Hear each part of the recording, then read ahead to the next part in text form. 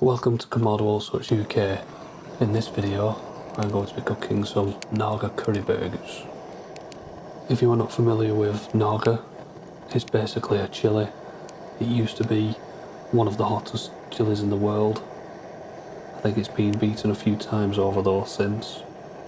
However, the inspiration for this cook comes from the Naga chili curry that you can get at most Indian restaurants. The Naga curry just happens to be my favourite curry that you can get. However, it's not because of the heat level, it's because of the flavour. This is basically my burger version of that curry. I have toned down the spiciness of it quite considerably though, so just so it's a little bit more accessible for more people. One of the ingredients that I use for this burger is the Naga chili paste. Unfortunately, there is no substitute for Naga because of its unique flavour. So the first thing, if you do fancy trying these burgers, make sure you can get some of the paste first. Everything else is pretty easy to get hold of. Amazon is probably the best bet to buy this paste. It does last a long time and you can use it in other dishes as well, even chili con carne for example. You will notice that I am doing 2 hot spots. This is because it's going to be direct heat straight onto the cast iron flat plate and I want both sides to be nice and hot. But before I get into the actual cook itself, I'm going to go back to the night before when I prepped the burgers themselves. These are the ingredients for the burgers themselves and not the sauce.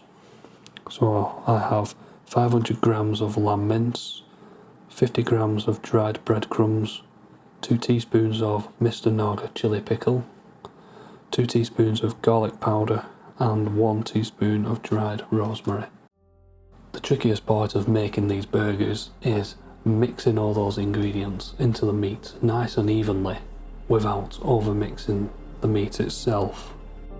The best way I've found to do this is to mix the chili pickle, the garlic powder and the dried rosemary together first to create a paste, and then add the breadcrumbs into that, and the breadcrumbs help to separate the paste basically, and then just work that into the meat itself.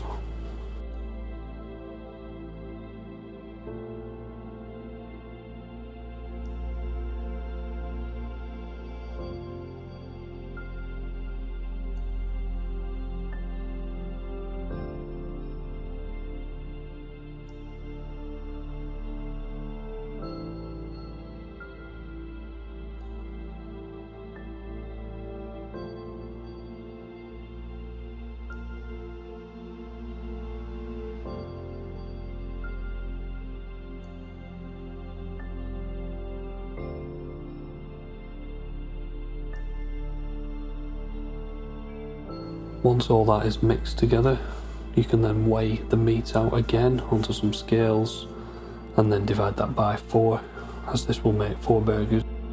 For me personally, this works out at 141 grams per burger.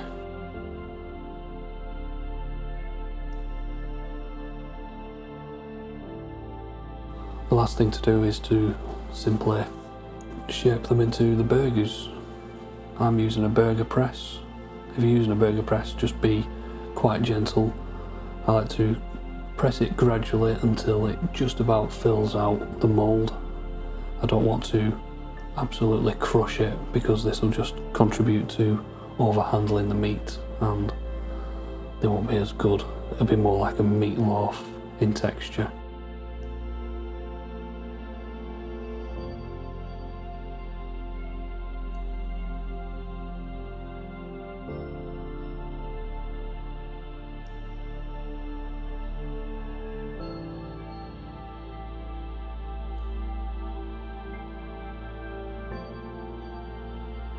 So the ingredients for the Naga curry sauce is some garlic paste, ginger paste, Naga paste, coriander, cumin, salt, some tomato puree, some honey and some methi leaves. There's also some water and some oak wood chips to smoke the burgers and the sauce with. Also going to be using some ghee as well to fry these spices in. You can use butter or sunflower oil if you prefer. So the first part of this cook is to do the sauce itself. As you can see, I've got it directly over the coals on the stainless steel grid. I'm going to start by melting some ghee into this.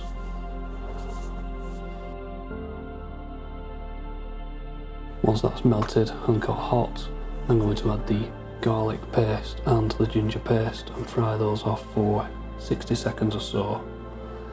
If the heat is too hot, take them straight off and let it cool down naturally in the air.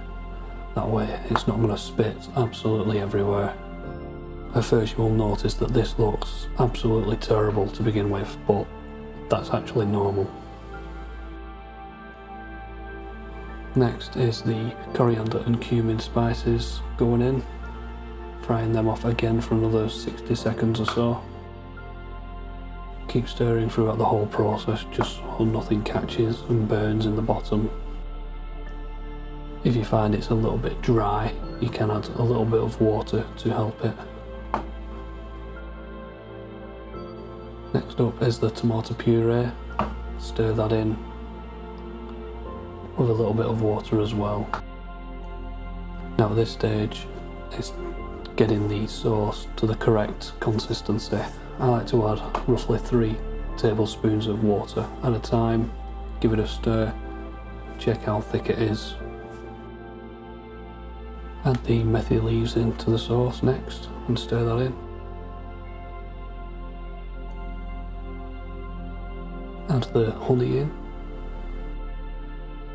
I personally like to have this very thick, where you have to actually serve it with a tablespoon onto the burgers rather than able to pour it on. I find with that thick consistency it gives it a more curry-like texture. Any thinner and it's just more like a thin sauce then.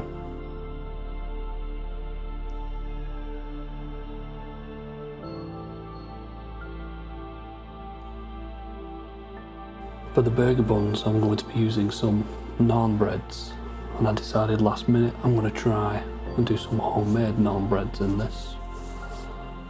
This is purely experimental, so let's see how they turn out.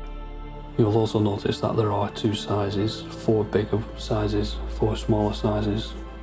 I don't know how much the burgers are going to shrink, so we'll see. I'm hoping the bigger sizes will be the right size, but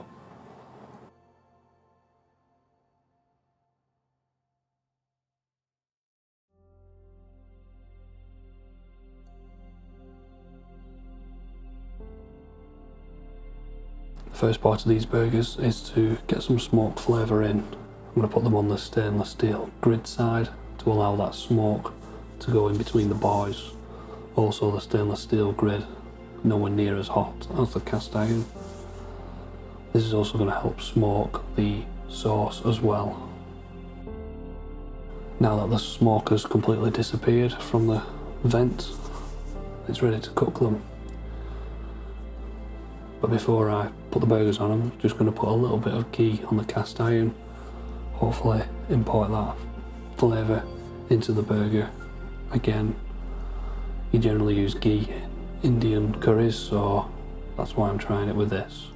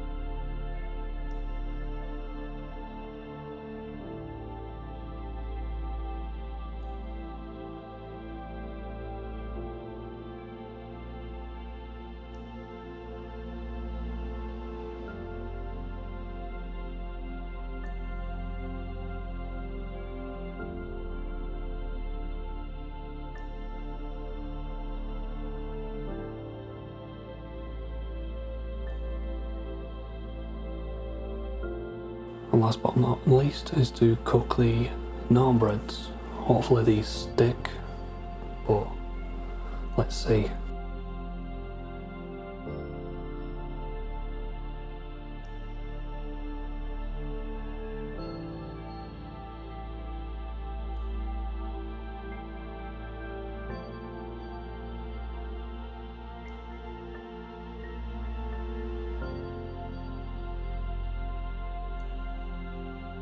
These have puffed up really nicely, more than I expected them to.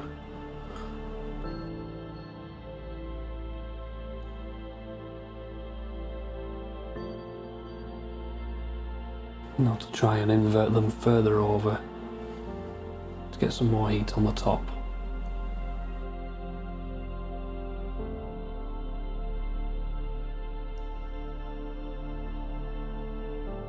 Now they've got a lovely colour on them, they're done.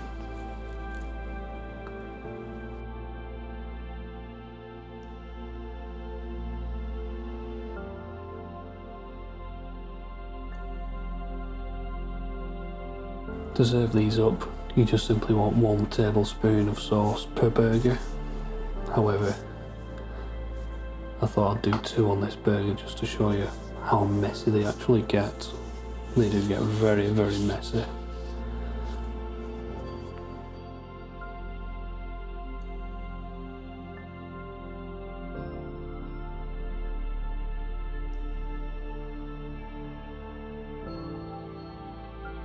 As you can see, the thickness of the sauce, it just looks pretty much like a thick curry sauce that you would get.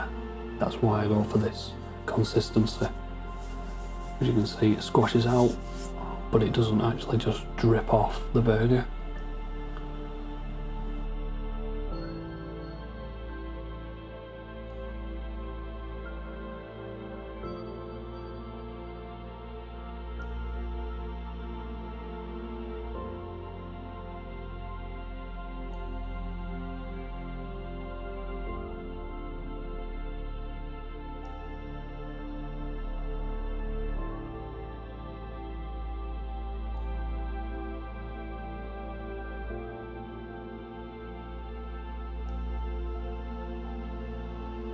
An alternative way to saucing these burgers up is to just chuck them straight in the sauce itself.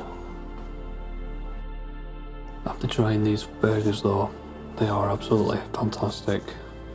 They really do taste like the curry, but in burger format. The flavour of the lamb is quite subtle, but it is there. If you want a more meatier burger, then this is not the one that you'd want to be using, but this is just something different. The texture of the sauce and the sweetness of the sauce really goes well with the burger itself. The smoky flavour you get actually more in the sauce than the burgers themselves, and it really does go hand in hand with that Naga flavour. The sweetness in the sauce as well from the honey just really balances the profile out. The mini naan breads are nice and light and soft, a little bit crispy on the outside. The homemade naan breads, they're not essential, you can use store-bought ones.